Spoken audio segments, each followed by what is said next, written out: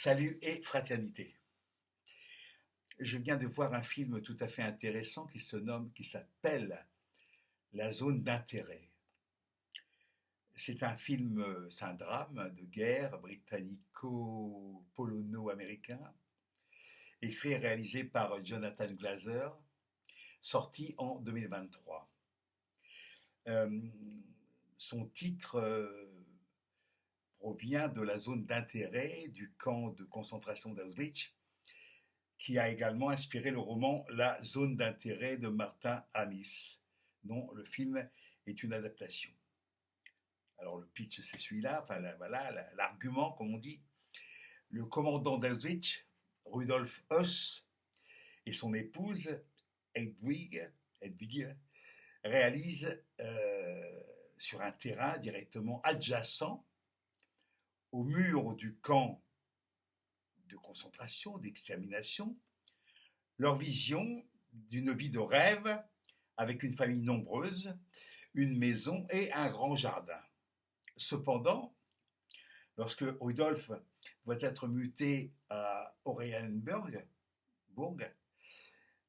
leur petite vie idéale menace de s'effondrer et il cache l'information, il cache l'information à son épouse. Quand Hedwig l'apprend, elle refuse de quitter sa maison de rêve. Donc voilà des gens, un monsieur qui est un SS de haut niveau, au gradé, vit avec son épouse et ses enfants à côté du camp d'extermination. Alors parfois, dans le film, on entend des coups de feu, on entend des gens hurler au loin, on entend des aboiements de chiens, on se doute de quel type de chien il s'agit. Mais ce qui est frappant dans ce film, c'est que d'abord c'est filmé non pas avec dans des tons bleus, verdâtres, gris, non, c'est pimpant, c'est quasiment des couleurs printanières, avec des jardins, des fleurs, de très jolies toilettes, évidemment. Et c'est là où ça devient extrêmement intéressant, c'est que finalement, la zone d'intérêt, c'est voilà, c'est l'endroit où vivent les officiers, les gradés nazis de haut niveau qui gèrent ce camp d'extermination. Mais qui gèrent ça de façon tout à fait professionnelle. Voilà, ils vivent là une vie de rêve, nous dit-on, à côté de l'horreur d'extermination des juifs et des opposants au régime. Alors pourquoi c'est intéressant? Parce que c'est l'envers du décor de ce classique, où on voit le camp de concentration gris au bout d'une voie ferrée qui amène les gens se faire assassiner en grand nombre, les juifs, et voilà. Et on voit là l'envers joli, pimpant du décor, avec des gens qui ont réellement existé, quoi, je veux dire. Des gens qui, comme c'est écrit, comme c'est dit dans le film, qui élèvent leurs enfants très poliment, qui caressent leur chien ou leur chat, et qui écoutent de la musique, bien évidemment de la musique classique, de grande qualité, et qui s'intéressent à l'art, tout en exterminant des gens dont ils refusent toute qualité humaine. Ce sont des sous-hommes, ce sont même pas des hommes, c'est rien, ce sont des riens. Tiens, ça me rappelle quelqu'un, les riens. Hein, voilà, comme quoi, hein, en soubassement, il y a toujours un petit peu cette idée-là. Alors,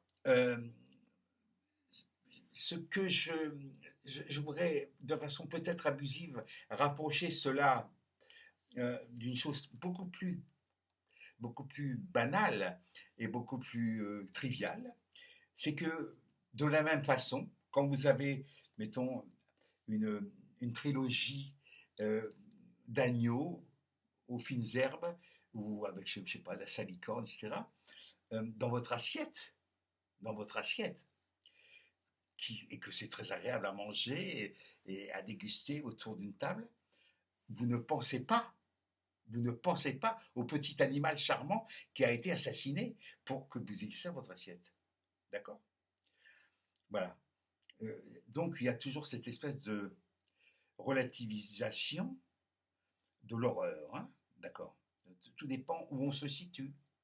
Là, dans la zone d'intérêt de ces pontes nazis, abominables exterminateurs, eh ben, ça se passe bien, quoi.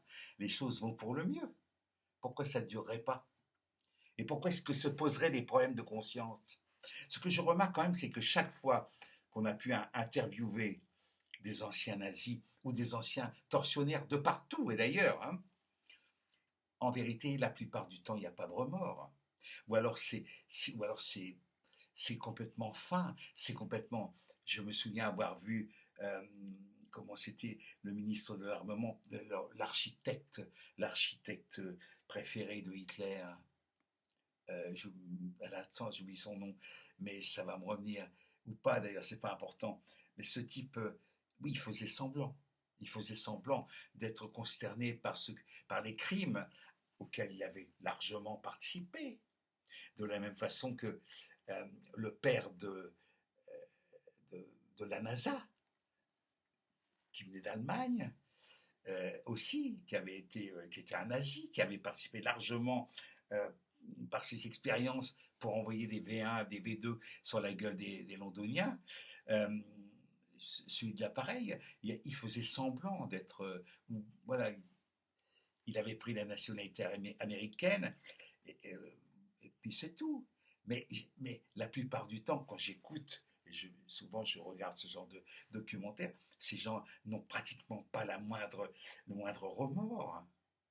Moi, pendant très longtemps, comme beaucoup d'imbéciles français, avec qui on avait dit, vous savez, le mec qui a balancé, le pilote qui a balancé les bombes atomiques sur Nagasaki et Hiroshima, il est devenu fou. Faux! Il n'est pas devenu fou. Il était très content, il avait mené sa mission à bien, il avait été décoré et il se considérait comme un héros. Évidemment, puisqu'il avait obéi aux ordres. Comme Eichmann avait obéi aux ordres. C'est ça le truc, obéir aux ordres. Obéir aux ordres.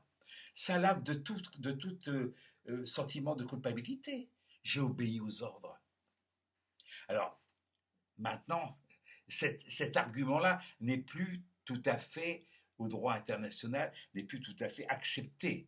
J'ai obéi aux ordres, peut-être, mais quand même, tu es un beau salaud et tu vas payer. En principe. En principe. Alors, pour terminer, je voudrais lire un article, un extrait d'article d'un certain Stéphane Foucard, euh, dont le sous-titre, un des sous-titres de l'article, j'ai pris un extrait, s'appelle Consentir aux catastrophes. Consentir aux catastrophes. Ça rejoint tout à fait ce dont je viens de parler, hein, avec la zone d'intérêt. Voilà. Quand on est dans la zone d'intérêt, évidemment, on consent aux catastrophes. Évidemment. Quand on est dans cette zone où on est tranquille et où on entend en loin, on entend parler du génocide, évidemment, on peut consentir aux catastrophes. C'est pas grave, on n'est pas dedans. Alors, donc je lis cet article, une partie, euh, consentir aux catastrophes à quelques détails près, car comme le dit Umberto Eco, le fascisme n'étant après tout qu'une série d'archétypes, il doit tolérer les contradictions internes.